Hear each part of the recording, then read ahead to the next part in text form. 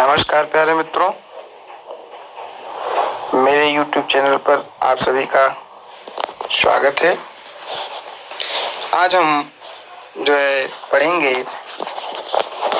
उपनिषद, आपके भारत की खोज सिंधु घाटी सभ्यता हम पढ़ रहे हैं। तीसरा पार्ट उसमें है आपका शीर्षक उपनिषद। पहला शीर्षक है उपनिषद। उपनिषद देखिए, उपनिषदों का समय ईसा पूर्व 800 के आसपास से माना जाता है।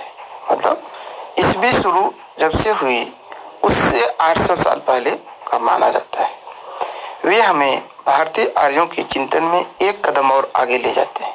कहते हैं कि जो उपनिषद है वो हमें क्या करता है, जो भारतीय आर्य लोग हैं, जो आर्यों के चिंतन का जो तरीका था, कहते हैं उससे भी एक कदम आगे ले जाते हैं। मतलब वो हमें और आगे लेके जाते हैं और यह एक लंबा कदम है। ठीक है। और कहते हैं यह कदम मतलब एक लंबी छलांग मारी गई, इसमें बहुत सारी चीजें प्राप्त की गई। ठीक है। उपनिषदों में जांच पड़ताल की चेतना और चीजों के बारे में सत्य की खोज का उत्साह दिखाई पड़ता है। कहते हैं कि जो है उपनिषद में किसी चीज के बारे में जांच पड़ताल करने, खोजबीन करने की चेतना और चीजों के बारे में सत्य की खोज का उत्साह दिखाई पड़ता है। और कोई वस्तु मिली है तो उसमें वह सत्य क्या है, उसमें उसकी वास्तविकता क्या है, सत्य क्या है, इसकी खोज करने की लोगों के अंदर एक अलग ही उत्साह था। ये उपनिषदों में देखा जाता है। यह सही है कि सत्य की यह खोज आधुनिक विज्ञान की वस्तुनिष्ठ पद्धति से नहीं की गई। कहते हैं कि यह माना सही है, बात है कि यह जो खोज है, इस सत्य की जो खोज है वो आधुनिक जो विज्ञान की वस्तुनिष्ठ पद्धति से नहीं की गई, वो वैज्ञानिक तरीके से नहीं की गई कि उसको प्रमाणित किया गया, रिसर्च किया गया ना, और उसको प्रयोगशाला में तमाम चीजें, ऐसी चीजें नहीं हुई। फिर भी उनके दृष्टिकोण में वैज्ञानिक पद्धति का तत्व मौजूद है। लेकिन कहते हैं कि जो ये वस्तुनिष्ठता मतलब ये है कि हम हर चीज को जो है प्रमाणित करके देखते हैं प्रयोगशाला में, कि जो जैसा है वैसा प्रमाणित होता है तो ठीक है। लेकिन कुछ वैचारिक कहते हैं कि यहाँ वैज्ञानिक नहीं, जो है विज्ञान की दृष्टि से तो नहीं, लेकिन दृष्टिकोण में वैज्ञानिक पद्धति का तत्व मौजूद है। कहते हैं खोज में तो वैज्ञानिक तत्व का प्रयोग नहीं हुआ है, लेकिन जो इन लोगों का दृष्टिकोण है, सोचने समझने का जो तरीका है, नजरिया है, वह उसमें वैज्ञानिकता मौजूद है। वे किसी किस्म के हठवाद को अपने रास्ते में नहीं आने देते। वे किसी किस्म के हठवाद मतलब जिद, ठीक है, जिद को अपने रास्ते में नहीं आने देते। उनका जोर अनिवार्य रूप से आत्मबोध पर है। सीधा वो क्या कहते हैं, वो जो है कंपलसरी है कि आत्मबोध, स्वयं को जानने पर बल देते हैं। जो उपनिषद है क्या बेटा, वह आत्मबोध, अपने को जानने पर बल देते हैं। व्यक्ति की आत्मा और परमात्मा संबंधी ज्ञान पर, और व्यक्ति की आत्मा क्या है और यह परमात्मा क्या है, इसके ज्ञान पर भी बल देते हैं। ये आत्मा और परमात्मा पर बल देते हैं। इन दोनों को मूलतः एक कहा गया है और उपनिषद में आत्मा और परमात्मा को मूल रूप से एक कहा गया है। बाह्य वस्तु जगत को मिथ्या तो नहीं कहा गया, पर उसे सापेक्ष रूप में सत्य कहा गया है। कहते हैं कि जो बाह्य जगत है, जो बाहरी वस्तु जगत है, जो वस्तु दिखाई दे रही है, कहते हैं उन्हें मिथ्या तो मतलब झूठा तो नहीं कहा गया, पर उसे सापेक्ष रूप से सत्य कहा गया है। कहते हैं कि उसे वास्तविक रूप में यह सत्य माना गया है, आंतरिक सत्य के एक पहलू के अर्थ में। कहते हैं कि जो आंतरिक चीज सत्य है उसके एक भाग के रूप में बाह्य को सापेक्ष रूप में, मतलब अंतर है, कोई चीज आंतरिक है तो बाह्य रूप से उसको उसके प्रमाण के रूप में उसे माना गया है, एक पहलू के रूप में, कि यह आंतरिक सत्य का एक सापेक्ष रूप बाहर दिखाई देता है। ठीक है। आंतरिक सत्य के सामने, सापेक्ष मतलब हो गया सामने, मतलब कुछ अंतर है हमारे बाह्य जगत में भी दिखना चाहिए। मतलब हम जो सोचते हैं, हमारे दिमाग में जो चीजें चलते हैं, वैसी बनावट उसके सापेक्ष अगर सामने बाहर भी कुछ दिखता है तो वही क्या हो गया, कहते हैं कि इसे आंतरिक सत्य की एक पक्ष के मतलब पहलू के रूप में माना गया है। उपनिषदों का सामान्य झुकाव अद्वैतवाद की ओर है। जो उपनिषद है उसका जो है सामान्य झुकाव अद्वैतवाद की ओर है। मतलब वह ईश्वर को एक मानता है। अद्वैतवाद मतलब ईश्वर द्विदो नहीं है, और सारे दृष्टिकोण का इशारा यही मालूम होता है कि उस समय जिन मतभेदों के कारण भयंकर वाद विवाद हो रहे थे उन्हें किसी तरह कम किया जाए। और कहते हैं कि सारी दृष्टिकोण का इरादा यही मालूम होता है, जो चिंतन उस समय की जो चीजें पाई जाती हैं, कहते हैं उससे साफ यही इशारा, जो अलग अलग लोगों का अलग अलग दृष्टिकोण है, उससे यही इशारा सामने आता है कि उसमें जो तमाम मतभेद थे उनको दूर करना था, उन्हें कम करना था। वो दृष्टिकोण इन्हीं चीजों पर बल देते थे कि जो लोगों के बीच जो तमाम मतभेद हैं, मतलब अद्वैतवाद, मतलब ये दो नहीं मानता, एक ही है, तो लोगों के अंदर यदि भेद है तो उस भेद को खत्म करने पर ही बल दिया जाता था। यह समंजन का रास्ता है। समंजन मतलब समायोजित करने का, एक दूसरे में समाहित करने का रास्ता है, ठीक है, अलग अलग करने का नहीं। जादू टोने में दिलचस्पी या उसी किस्म के लोकोत्तर ज्ञान को शक्ति से निरुत्साहित किया गया है। मतलब यही है कि जादू टोना और उससे मिलते जुलते ज्ञान को इसमें जो है निरुत्साहित किया गया है, मतलब उस पर बल नहीं दिया गया, बल्कि उसके प्रति लोगों में अविश्वास उत्पन्न किया गया है, ठीक है। लोगों के अंदर ये दिखाया गया कि ये चीजें जो है अविश्वसनीय है, ये सब चीजें गलत है ना। और बिना सच्चे ज्ञान के कर्म कांड और पूजा पाठ को व्यर्थ बताया गया है। और कहते हैं उपनिषद बताता है कि यदि आपको सच्चा ज्ञान नहीं है तो आप तमाम कर्म कांड और पूजा पाठ जो कर रहे हैं वो व्यर्थ माना जाएगा, ठीक है। कहते हैं सच्चे ज्ञान के अभाव में आपके कर्म कांड और पूजा पाठ व्यर्थ माने जाएंगे, ठीक है, समझ में आया। उपनिषदों की सबसे प्रमुख विशेषता है सच्चाई पर बल देना। कहते हैं उपनिषद जो है उसकी सबसे प्रमुख विशेषता है कि सच्चाई पर बल देना, जो सत्य है उसको उद्घाटित करना, उसको सामने लाना। उपनिषदों की मशहूर प्रार्थना में प्रकाश और ज्ञान की ही कामना की गई है। कहते हैं जो उपनिषदों की मशहूर प्रार्थना में जो प्रार्थना है उसमें प्रकाश और ज्ञान की ही कामना की है, उसमें उजाला और ज्ञान इन दोनों की मांग की गई है। जैसे असत से मुझे सत्य की ओर ले चलिए, अंधकार से मुझे प्रकाश की ओर ले चलिए, और मृत्यु से मुझे अमृत की ओर ले चलिए। अस्तो माँ सद्गमय, तमसो माँ ज्योतिर्गमय, मृत्युर्माँ अमृतम, ठीक है। कहते हैं उपनिषदों में इन चीजों पर बल दिया गया है, ज्ञान और प्रकाश की। बार बार हमें एक बेचैन मन झांकता दिखाई पड़ता है। कहते हैं कि बार बार मैं देखता हूँ कि एक ऐसा मन जो बेचैन है वो झांकता दिखाई पड़ता है, जो निरंतर किसी खोज में, किसी प्रश्न का उत्तर पाने में लगा रहता है, जो निरंतर एक नई खोज में, मतलब उपनिषदों में ऐसा दिखता है कि लगता है वहाँ जब उपनिषद पढ़ेंगे तो लगता है कि हर मतलब कुछ न कुछ नया खोजने की चाह हमेशा दिखती रहती है ना, लालायित रहते हैं कि वो कुछ प्राप्त करना चाहते हैं, कुछ नया खोजना चाहते हैं। आतरीय ब्राह्मण में इस लंबी अनंत अनिवार्य यात्रा के बारे में एक स्रोत है, ठीक है, तो स्तोत्र है। कहते हैं कि आतरीय ब्राह्मण जो है उपनिषद का एक भाग है। कहते हैं इसमें इस लंबी अनंत अनिवार्य यात्रा में के बारे में एक स्तोत्र भी है। हर श्लोक का अंत इस टेक से होता है, ठीक है, अंत में यही होता है कि चरैवेति चरैवेति, हे यात्री चलते रहो, इसलिए चलते रहो, चलते रहो, मतलब चलते रहो, मतलब यही है कि रुकना नहीं है, थकना नहीं है, आप अपने कर्म करते रहिए, कर्म में लगे रहिए और लगे रहिए, ठीक है। ठीक है प्यारे दोस्तों, उपनिषद समझ में आ गया आपको, अच्छी बात है। चलिए अब अगला देखते हैं।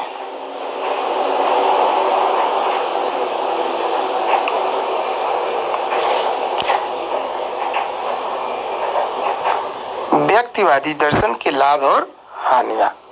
कहते हैं जो ये व्यक्तिवादी दर्शन है उसके दर्शन और हानियां, लाभ और हानियां क्या है उसके बारे में भी जानकारी प्राप्त कर लिया जाए, ठीक है।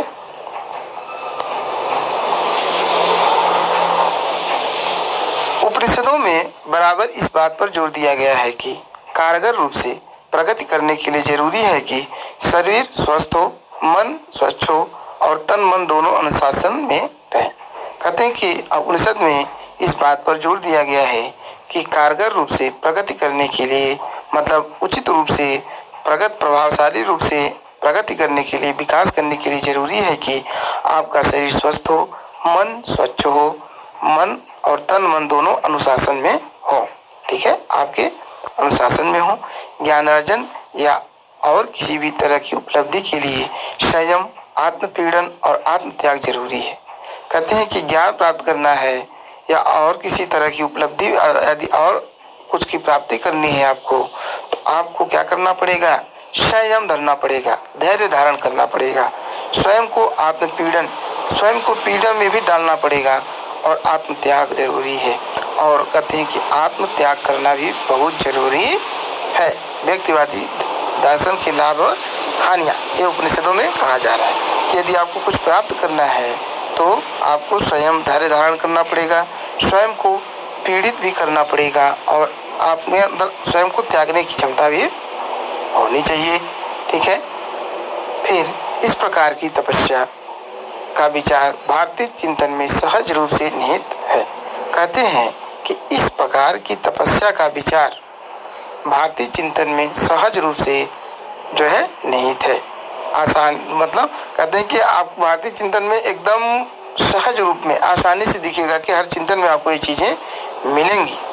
गांधी जी के नेतृत्व में जिन जन आंदोलनों ने भारत को हिला दिया, उनके पीछे जो मनोवृत्ति काम करती रही है, उसकी यही समझ है कि इस विचार को समझना जरूरी है। कहते हैं कि गांधी जी के नेतृत्व में जिन जन आंदोलनों ने भारत को हिला दिया, उनके पीछे जो मनोवृत्ति काम करती रही है, जो उसकी सही समझ के लिए इस विचार को समझना जरूरी है। कहते हैं कि देखिए, ये जो विचार हैं, इन विचारों को हम जो है गांधी जी के नेतृत्व में जो आंदोलन हुए उसमें भी देखने को पाएंगे, उसमें भी वो विचार हमें देखने को मिलेगा। कहते हैं इसलिए इस विचार को समझना जरूरी है। भारतीय आर्य अपने से भिन्न औरों के विश्वासों और जीवन शैलियों के प्रति चरम सहनशीलता के कारण उन झगड़ों को बचाते रहे जो अक्सर समाज को खंड खंड कर देते हैं।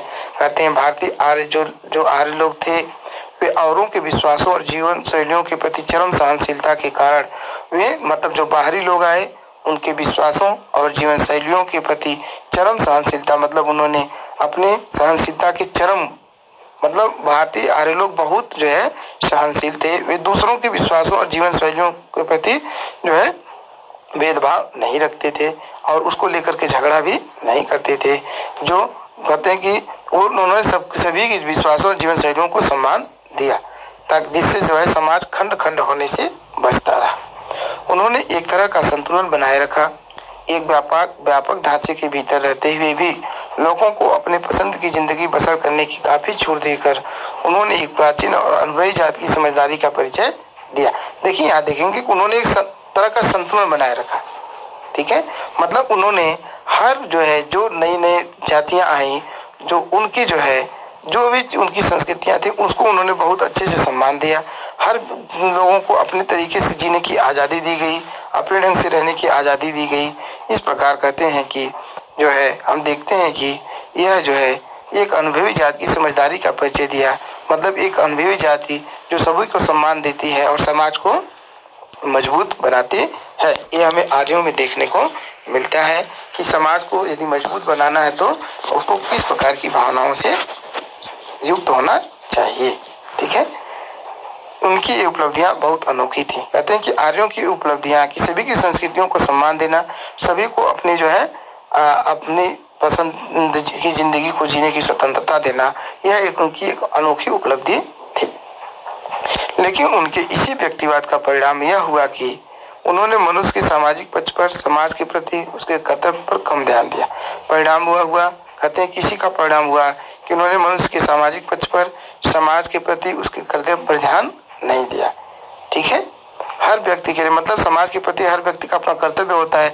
जब उन्होंने सबको स्वतंत्र छोड़ दिया तो हर है समाज के प्रति कोई अपने कर्तव्यों का निर्वाह का निर्धारण नहीं हुआ। तो जो है कहते हैं कि इसका परिणाम यह देखने को मिला कि हर व्यक्ति के लिए जीवन बटा और बंधा हुआ था। परिणाम यह हुआ कि हर व्यक्ति का जीवन अलग था और बंधा हुआ था। हर व्यक्ति अपने अपने तरीके से जी रहा था, अपनी अपनी जिंदगी जी रहा था।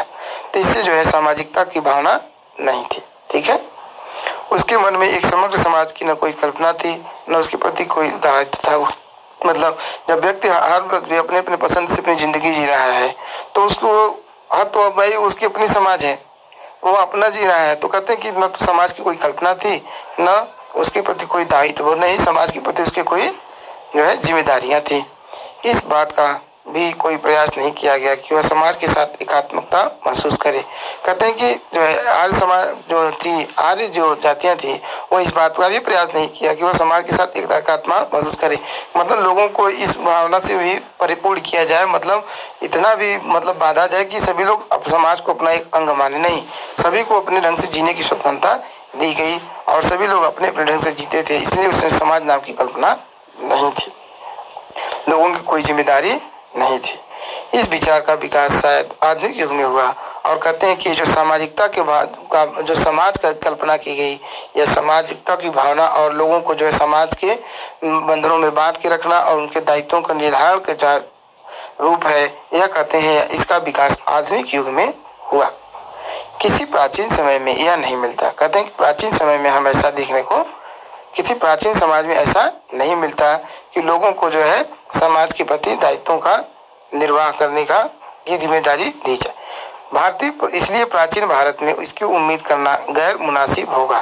कहते हैं कि इसलिए जो है प्राचीन भारत में इसकी उम्मीद करना अनिच्छा होगा। गैर मुनासिब मतलब उचित नहीं होगा, गैर मुनासिब मतलब अनुचित होगा, अनुचित होगा। व्यक्तिवाद, अलगाववाद और उच्च नीच पर आधारित जातिवाद पर भारत में कहीं अधिक बल दिया जाता रहा। कहते हैं व्यक्तिवाद, अलगाववाद और ऊंच नीच पर आधारित जातिवाद पर भारत में कहीं अधिक बल दिया जाता रहा। ठीक है। बाद में हमारी जनता का दिमाग इस प्रवृत्ति का बंदी बन गया। कहते हैं बाद में जो है जो विकसित हुई, जो संस्कृतियां विकसित हुई, बाद में इसका हमारा जो है दिमाग, हमारा जनता का दिमाग इन चीज़ों की बंदी बनकर रह गए। हमारे पूरे इतिहास में यह एक बहुत बड़ी कमजोरी रही। कहते हैं यह जो है बहुत बड़ी कमजोरी रही कि हमारा इतिहास व्यक्तिवाद, अलगाववाद और उच्च नीच पर आधारित जो है जातिवाद पर अधिक बल दिया। यह कहते हैं कि हमारी जो है इतिहास की एक बहुत बड़ी कमजोरी रही। यह कहा जा सकता है कि जाति व्यवस्था में शक्ति के बढ़ने के साथ साथ हमारी बौद्धिक जड़ता बढ़ती गई। कहते हैं कि यह जैसे जैसे जाति व्यवस्था को कड़ा बनाता किया गया, वैसे वैसे हमारी जो बौद्धिक जड़ता बढ़ती गई। मतलब हम बौद्धिक रूप से जड़ मतलब संकुचित होते चले गए और जात की रचनात्मक शक्ति धुंधलाती चली गई और जो जाति व्यवस्था की जो रचना जिसके लिए की गई थी, वह शक्ति धीरे धीरे खत्म हो गई। आपने पढ़ा कि पहले समाज को उचित रूप से विकसित करने के लिए जाति व्यवस्था को बनाया गया था, लेकिन बाद में यही जाति व्यवस्था क्या हो गई, एक जो है हमारे कहते हैं कि एक दोष साबित हो गई हमारे समाज के लिए। ठीक है ना। चलिए, हमने ये आज ये दो चीज़ें पढ़ी, आज इतना ही। ठीक है। और इस पर आधारित हम आपको होमवर्क दे देते हैं, आप इस होमवर्क को कर लीजिएगा। गृह कार्य को प्रश्न हम दे रहे हैं। ठीक है। फिर हम अगली वीडियो में आपसे मिलेंगे। ठीक है। नमस्कार। हाँ, इस बात का ध्यान रखिएगा कि इस वीडियो को आप जो है लाइक करिएगा, शेयर करिएगा और कमेंट भी जरूर करिएगा। ठीक है। नमस्कार, ताकि मेरा भी उत्साह बढ़ता रहे। ठीक है। नमस्कार।